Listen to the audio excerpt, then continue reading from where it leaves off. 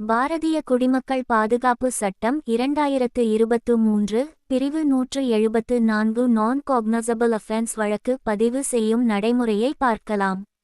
இந்த பிரிவின் தலைப்பு information as to non-cognizable cases and investigation of such cases, அதாவது நான்-காக்னசபிள் தொடர்பான தகவல்களை பெறுவது மற்றும் அவற்றை புலன்விசாரணை செய்தல் என்று இரண்டு பிரிவாகவும் ஒரே தலைப்பாக உள்ளது.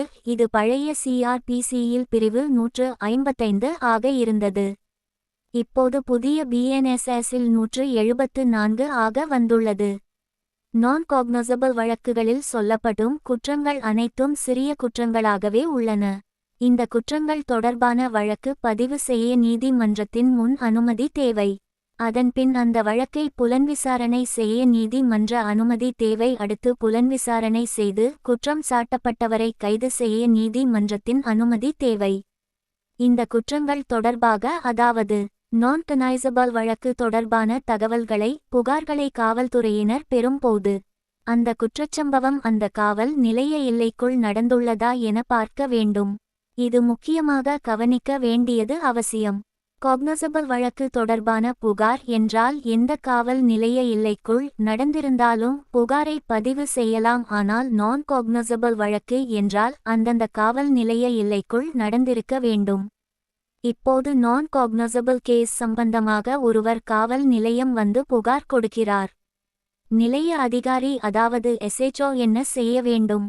காவல் நிலையத்தில் அதற்கென்று மாநில அரசால் கொடுக்கப்பட்டுள்ள பதிவேட்டில் சப்ஸ்டன்ஸ் சைட் சுருக்கமாக பதிவு செய்ய வேண்டும். புகார் கொடுத்தவர் பெயர், காவல் நிலையத்தில் கொடுத்த நேரம், புகாரில் சொல்லப்பட்ட விஷயம் சுருக்கமாக, மற்றும் சம்பவம் நடந்த இடம், நேரம், குற்றம் சாட்டப்படும் நபர் பெயர் ஆகிய விபரங்களுடன் சப்ஸ்டன்ஸ் பதிவு செய்ய வேண்டும். குற்ற புகார் அளிப்பவர் நேரடியாக எழுத்து மூலமாக காவல் நிலைய வந்து கொடுத்தால் அதை பெற்றுக்கொள்ளலாம். அதே புகாரை நேரடியாக வந்து வாய்மொழியாக கொடுத்தால் அதனை போலீசார் எழுதி பின் படித்து காண்பித்து அதில் புகார் கொடுத்தவரின் கையொப்பம் பெற்று கொள்ள வேண்டும். அல்லது எலக்ட்ரானிக் கம்யூனிகேஷன் மூலமாக இந்த புகாரை அளித்தால் அதனை உடனடியாக ஒரு பிரிண்ட் அவுட் எடுத்து வைத்து கொள்ள வேண்டும். புகார் கொடுத்த 3 நாட்களுக்குள் புகார் கொடுத்தவரை காவல் நிலையம் வரவழைத்து அதில் கையொப்பம் பெற வேண்டும். இது போன்று பெறப்படும் நான் காக்னசபிள் வழக்குகள் விபரத்தை 15 நாட்களுக்கு ஒரு முறை ஜுடிசியல் மாஜிஸ்ட்ரேட் அவர்களுக்கு அனுப்பி வைக்க வேண்டும். மேலும் இதுபோன்ற வழக்குகள் தாக்கல் செய்யும்போது புகார் அளிப்பவர்களை BNSS 2023 பிரிவு 223 CRPC 200 அன்படி தனிப்புகாராகவும் மேஜிஸ்திரேட் அவர்களை அணுகி கொடுத்து தீர்வு காணலாம் என்பதையும் தெரிவிக்கலாம்.